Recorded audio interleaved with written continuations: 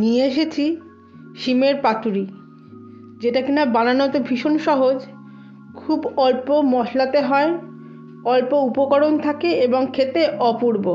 তো হ্যালো বন্ধুরা, কেমন আছো? আশা করছি সবাই ভালো আছো। আমার চ্যানেলে সবাইকে স্বাগত। প্রথমবার দেখলে চ্যানেলটিকে সাবস্ক্রাইব করার অনুরোধ থাকলো।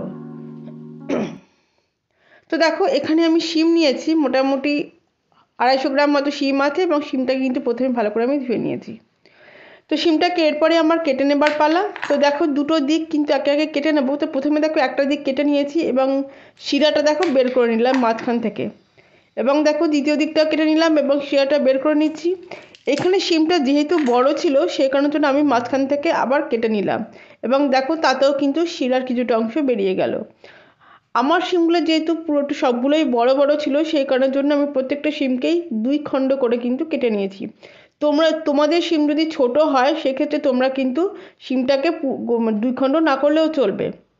তো দেখো, একটা পাত্রে নিয়ে নিয়েছি, একটা বাটিতে নিয়ে নিয়েছি 2 চামচ কালো সর্ষে, 2 চামচ নেব আমি হলুদ সর্ষে বা সাদা সর্ষে, আর এছাড়াও আমি নেব 2 চামচ পোস্ত।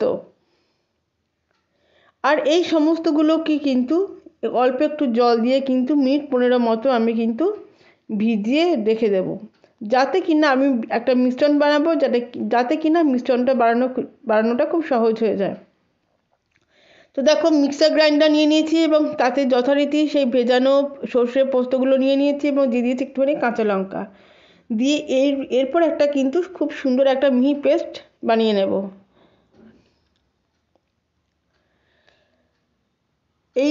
এইবারে দেখো, একটুখানি একটা কড়াই নিয়েছি, কড়াইতে দিয়ে দিচ্ছি সর্ষের তেল। তো রান্নাটা অবশ্যই সর্ষের তেলে হবে। আচ্ছা, এখানে একটা কথা বলে রাখি, সর্ষের মধ্যে কিন্তু অল্প পরিমাণে লবণ এবং অল্প পরিমাণে হলুদ কিন্তু দেওয়া হয়েছিল। আচ্ছা, তেলে দিয়ে দিচ্ছি 5 ফোড়ন প্রথমে এবং তারপরে দিয়ে দিচ্ছি গোটা কাঁচা লঙ্কা, অবশ্যই একটুখানি চিড়ে দিয়েছি। মোটামুটি 20 সেকেন্ড মতো ফোড়নটাকে নেড়ে দেওয়ার পরে যে কাটা যে শিমগুলো ছিল শিমগুলো কিন্তু আমি এখন দিয়ে দিচ্ছি, এবং দিয়ে দেওয়ার পরে প্রথম 2-3 মিনিট কিন্তু একদম মিডিয়াম আঁচে আমি নেড়ে দেব, এবং তারপরে দিয়ে দেব সামান্য পরিমাণে একটু লবণ। লবণটা কিন্তু এখানে একটু মাথায় রাখতে হবে, কেন শিমটা কিন্তু যখন কুক হয়ে যাবে তখন কিন্তু শিমের পরিমাণটা কিন্তু কমে যাবে, তাই সেটা একটুখানি মাথায় রেখে লবণটা দিতে হবে। এছাড়াও কিন্তু মিশ্রণের মধ্যে অল্প একটু লবণ দেওয়া আছে, তাই সেগুলো মাথায় রেখে লবণের পরিমাণটা হিসেব করতে হবে। আচ্ছা, সাথে দিয়ে দিলাম একটুখানি হলুদ। তো এইবারে লবণ আর হলুদটা দিয়ে কিন্তু অবশ্যই মিনিট 3-4 একটু ভালো করে কষিয়ে নিতে হবে। এখন কিন্তু গ্যাসের ফ্লেমটা আমি লো করে দিয়েছি এবং এই অবস্থাতে এখন কিন্তু ঢাকা দিয়ে দিচ্ছি অন্তত মিনিট 5-এর জন্য। তো 3-4 মিনিট পরে আমি খুলছি এবং খুলে যথারীতি একটুখানি নেড়ে দিতে হবে যাতে তলায় কোথাও লেগে না যায়, এবং দেখো আমি কিন্তু নেড়েও দিচ্ছি। গ্যাসের ফ্লেমটা কিন্তু এখানে এখনও কিন্তু লো ফ্লেমই আছে, এবং তারপরে কিন্তু আমি সর্ষের মিশ্রণ থেকে অর্ধেকটা মিশ্রণ কিন্তু এখানে আমি এখন দিচ্ছি, বাকি অর্ধেক মিশ্রণটা কিন্তু আমি পরে ব্যবহার করব। তো দেখো, সেই অর্ধেক মিশ্রণটা দিয়েও কিন্তু খুব ভালো করে আপাতত নেড়ে দেব, এবং এইভাবেও কিন্তু 2-3 মিনিট অন্তত ভালো করে কিন্তু নেড়ে দিতে হবে, যাতে কিনা শিমের সাথে এই মিশ্রণটা খুব ভালোভাবে কুক হয়ে যায় কিছুটা পরিমাণে। এবং 3-4 মিনিট পরে দেখো ঢাকা দিয়ে দিলাম, এবং আবার মিনিট 3-4 পরে আমি ঢাকাটা খুলছি। এখন দেখো কিছুটা পরিমাণ কুক হয়ে গেছে। তো এখন এর মধ্যে দিয়ে দেবো কিন্তু অল্প পরিমাণে জল। এখানে জলের পরিমাণটা কিন্তু খুব একটা বেশি হবে না, কেননা যেহেতু রান্নাটা কিন্তু হবে মাখা মাখা, সেজন্য দেখো মোটামুটি এখানে 1 কাপ মতো আমি জল দিয়েছিলাম, আর 1 কাপ জল দিয়ে কিন্তু এখন একটুখানি শিমগুলো ওর ভিতরে একটুখানি আমি নেড়ে দিচ্ছি, এবং দেওয়ার পরে এখন গ্যাসের ফ্লেমটা একটুখানি মিডিয়াম করা যেতে পারে, এবং এই অবস্থাতে আমি দিয়ে দিচ্ছি আপাতত চেরা কাঁচা লঙ্কা। চেরা কাঁচা লঙ্কাটা অবশ্যই সবাই নিজের স্বাদ মতো দেবে। দেখো মিশ্রণটা কিন্তু ফুটে উঠেছে, এবং এখন আবার কিন্তু আমি গ্যাসের ফ্লেমটা লো করে দিচ্ছি এবং কিন্তু ঢাকা দিয়ে দিচ্ছি আবার মিনিট 5 জন্য।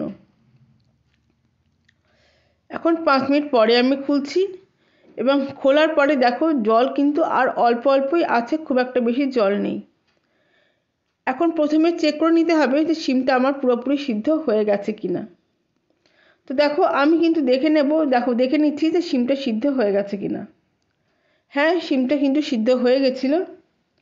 তো এই অবস্থাতে আমি গ্যাসের ফ্লেমটা একটুখানি বাড়িয়ে দিয়ে অল্প পরিমাণে জল একটুখানি টানিয়ে নিলাম এবং এখন আমি বাকি যে মিশ্রণটা ছিল সর্ষের, সেই মিশ্রণটা কিন্তু উপর থেকে আমি দিয়ে দেব। দেখো আমি কিন্তু বাকি মিশ্রণের পুরোটাই একদম পরিষ্কার করে আমি দিয়ে দিচ্ছি এবং দিয়ে কিন্তু অবশ্যই বেশ ভালো করে কিন্তু মিশিয়ে নিতে হবে। এখন কিন্তু রান্নাটা প্রায় শেষের দিকে, তবুও এখন কিন্তু কিছু উপকরণ দেওয়া এখনও একটু বাকি আছে, সেটাও তোমরা কিন্তু দেখে নাও। এই অবস্থাতে এখন দিয়ে দিচ্ছি কাঁচা সর্ষের তেল। আমি এখানে মোটামুটি 1.5 চামচ মতো কাঁচা সর্ষের তেল দিয়েছিলাম, তাতে কিন্তু রান্নার স্বাদটা আরও অনেকটা বেড়ে যায়। এবং এরপরে দিয়ে দেব অল্প একটু চিনি স্বাদটাকে ব্যালেন্স করার জন্য। এখানে আমি কিন্তু অল্প পরিমাণে চিনি দিয়েছি, মাত্র 1/2 চামচ মতো। এবং দেখো সেটা দিয়েও বেশ ভালো করে আমি কিন্তু নাড়িয়ে দিচ্ছি। এখন রান্নাটা কিন্তু একদমই শেষের দিকে এবং দেখো বেশ মাখা মাখা একটা রান্না তৈরি হয়েছে। দেখো আমি গ্যাস এখন অফ করে দিলাম এবং ঢাকা দিয়ে দিচ্ছি এবং স্ট্যান্ডিং টাইমের জন্য কিন্তু রেখে দেব।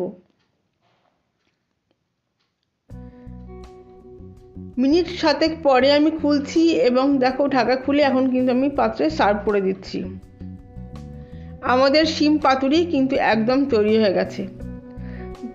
গরম ভাতে খেতে লাগবে অপূর্ব, ভাতের প্রথম পাতে বা কেউ যদি রুটির সাথে খেতে চাও তার সাথেও কিন্তু খেতে লাগবে দারুণ।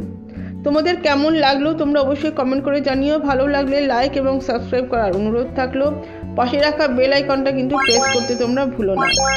দেখার জন্য রইল অসংখ্য ধন্যবাদ। আবার ফিরে আসবো নতুন কিছু নিয়ে। সবাই ভালো থেকো।